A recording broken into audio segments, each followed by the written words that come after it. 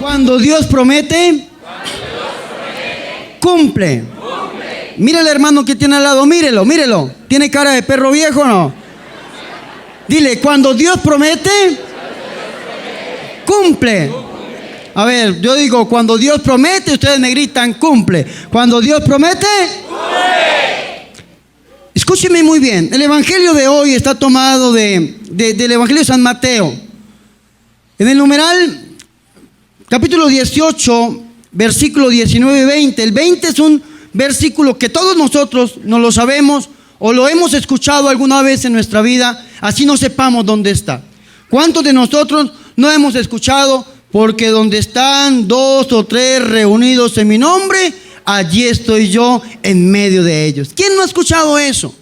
Yo creo que hasta una persona de otra religión, un budista, un judío, un musulmán, yo creo que ha escuchado esta promesa porque es una promesa muy conocida. Pero antes de entrar a esa promesa, yo quiero hacer un recorrido por el versículo 19, que es la antesala para entrar a esta gran promesa. El Señor Jesucristo dice, os aseguro también, digan conmigo, os aseguro. Es decir, ¿quién está prometiendo? ¿Quién? Jesucristo está prometiendo, y cuando Dios promete, el Señor dice, os aseguro también. Es una seguridad, padrino y madrina. El Señor nos está dando a nosotros una palabra en la cual nosotros tenemos que poner nuestra seguridad. Y cuando nosotros ponemos nuestra seguridad en la palabra de Dios, es lo que la Iglesia Católica llama fe. De hecho, Hebreos 11:1, como lo enseña el Padre Mauricio, lo define muy claramente. Fe es seguridad de tener lo que se espera y certeza de lo que no se ve. Vamos a hacer ese mnemotécnico que nos enseña el Padre. Digan conmigo, seguridad, y hagan así. Detener, y agárrese de un árbol, diga detener. Abra las manos y diga lo que se espera. Ahora diga certeza de lo que no se ve. Dice el Padre, y saque un ojo para que no se lo olvide. De lo que no ¿qué? Se ve. Y el Señor Jesucristo nos está diciendo hoy, os aseguro. Digan conmigo, una seguridad. Y cuando Dios promete, escúcheme muy bien, el Señor está dando una promesa por su propia voluntad. Os aseguro también que si 2 de vosotros se ponen de acuerdo, ay, ese es el problema.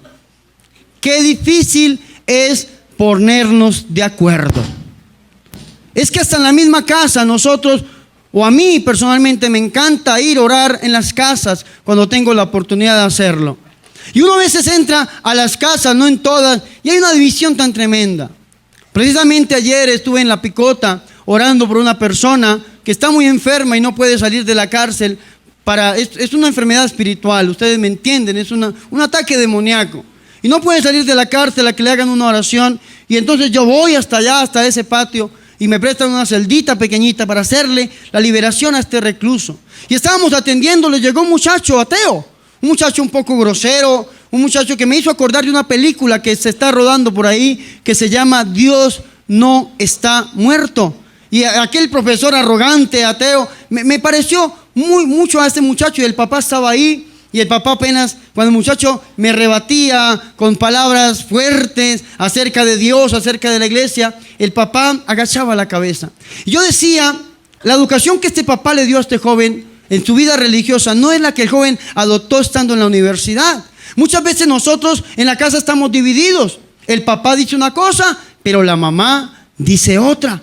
Y entonces el joven va y le dice, mamá, yo quiero salir a bailar. Y la mamá le dice, no señor, no se va. Y entonces el joven va y le dice, papá, yo quiero ir a bailar. Y el papá le dice, bueno, vaya. ¿Sí? Y entonces hay una división. Una cosa dice la mamá, otra cosa dice el papá. Y qué difícil a veces es ponernos de acuerdo, aún en medio de la familia. Mi papá está en este lugar, mi papito está buscando mucho del Señor en la iglesia católica. Nosotros venimos de cuna protestante, pero yo soy el 6º de 7 hermanos. Y qué difícil es ponerse uno de acuerdo en la misma casa. En la casa de nosotros, cuando alguien nos decía, necesito que me haga un favor, decían, aquí favores no se hace, aquí todo se paga. Claro, qué difícil es ponernos de acuerdo muchas veces. El Señor nos dice que si nosotros nos ponemos de acuerdo. Y para ponernos de acuerdo necesitamos algo que se llama el diálogo. Digan conmigo, diálogo. Porque donde no hay diálogo se mete el diablo. Es decir, donde no se dialoga, entra el diablo. ¿Cuántos de nosotros hemos perdido el diálogo al interior de nuestra familia? ¿Cuántos de nosotros hemos perdido el diálogo alrededor de nuestra relación familiar? Yo digo que a mí me encanta ser un espía de los enamorados. Cuando yo veo un par de enamorados, yo me vuelvo bobo. Pero yo veo cómo se tocan, cómo se acarician, cómo se hablan, cómo se besan. Yo veo que un enamorado quisiera estar todo el día con su enamorada, todo el día con su enamorada. Y se ven y se hablan y se hablan. Y cuando el enamorado tiene que salirse de la casa, sale cantando: y le faltan horas al día para seguirnos amando. ¿Cierto? Porque hay un diálogo hermoso. Y antiguamente que quisieran estar todo el día hablando y chateándose y escribiéndose, y el texto y el Facebook y el WhatsApp y el BlackBerry y toda cuestión. Hoy en día que duermen en la misma cama, ya no duermen pechito con pechito, cachete con cachete y ombligo con ombligo, sino que duermen espalda con espalda y cola con cola. Y días sin hablarse. Y esposos que duran días sin hablarse. Y dice la Biblia por allá en Efesios capítulo 4, versículo 26: no dejes que la puesta del sol os sorprenda en nuestro enojo. No dejes que la puesta del sol os sorprenda en el enojo. Es decir, si tú no hablas, si tú no dialogas, entra el diablo, el divisor. Pero ese diálogo lo tenemos que poner en una dimensión de 3 posiciones. Digan conmigo, diálogo con Dios. Diálogo con Dios. Y ese diálogo que yo tengo que tener primeramente tiene que ser con Dios. Y cuando yo hablo, me pongo de acuerdo con Dios, eso se llama oración. Digan conmigo, oración. ¿Saben por qué? Porque el pecado que nos habla el profeta Ezequiel, el pecado que nos habla la primera parte del Evangelio, ese pecado lo primero que daña es la relación con Dios. ¿Cuántos de nosotros nos hemos sentido bien espiritualmente hablando? Sentimos que sudamos agua bendita, que nuestra nariz raya con el cielo cuando entramos en oración. Pero ¿cuántos de nosotros cuando hemos estado en pecado nos sentimos lejos de Dios?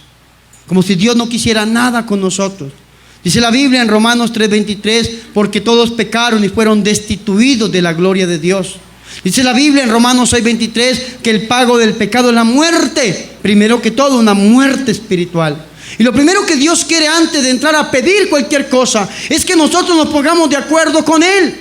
Que no importa lo que hayamos hecho ni cuántas veces lo hayamos hecho, padrino y madrina, entremos en diálogo con Dios. Entremos en intimidad con Dios. Y ese primer diálogo que el hombre tiene que tener se llama una oración. Un encuentro íntimo y personal con el trascendente, con el eterno, con el Dios de la vida.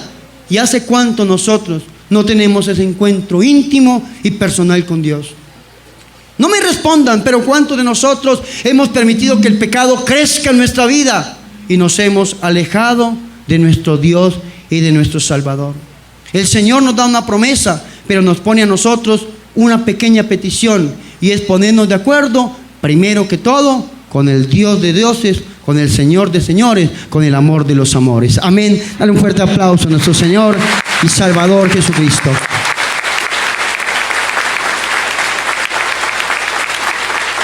Segundo diálogo que tenemos que tener nosotros, digan conmigo, conmigo mismo. Escúcheme muy bien, conmigo mismo.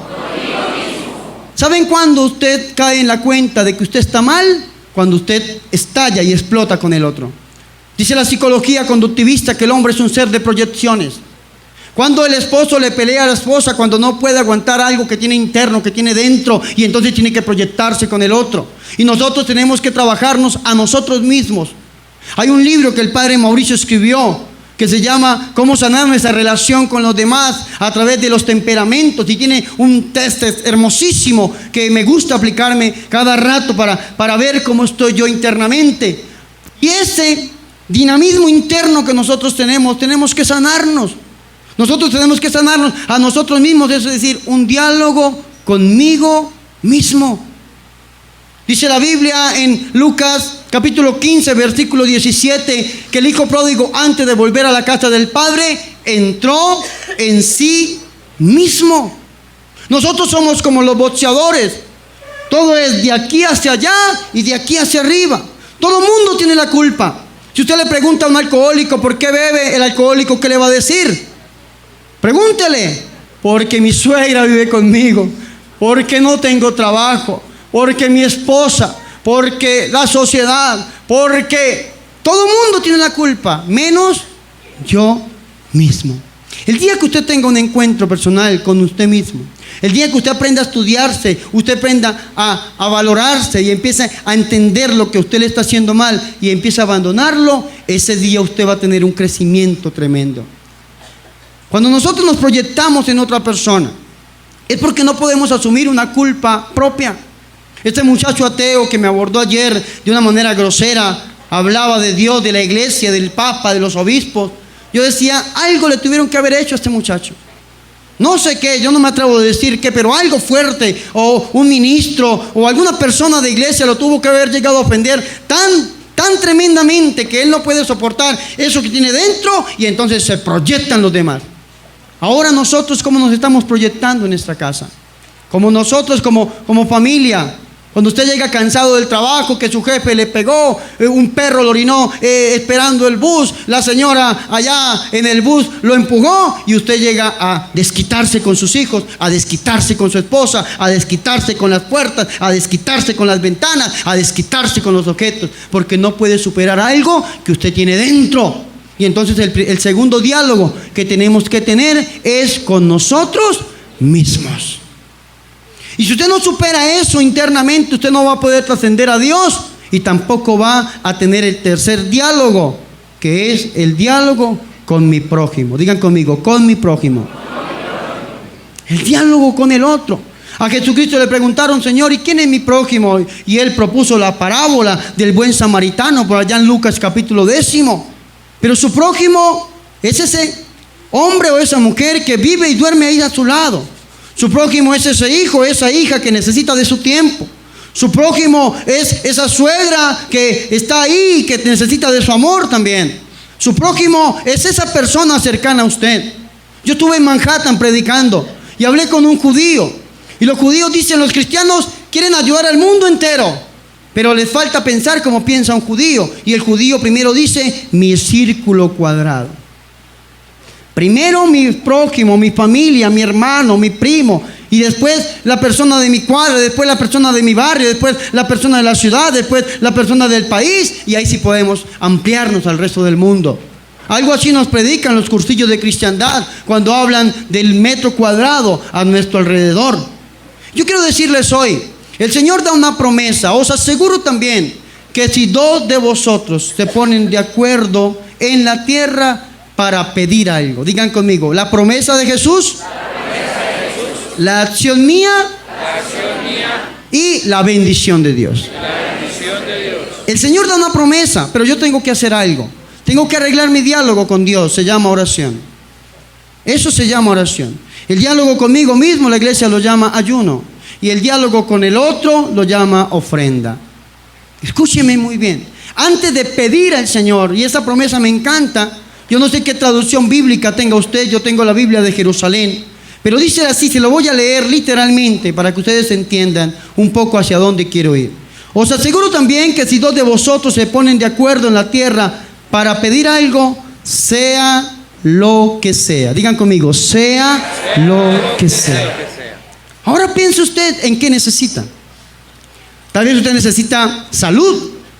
Al entrar una persona me dijo, hermano, tengo úlcera y toda mi familia, mi mamá o mis familiares han muerto de cáncer. Ayúdeme a orar. No sé usted qué necesite.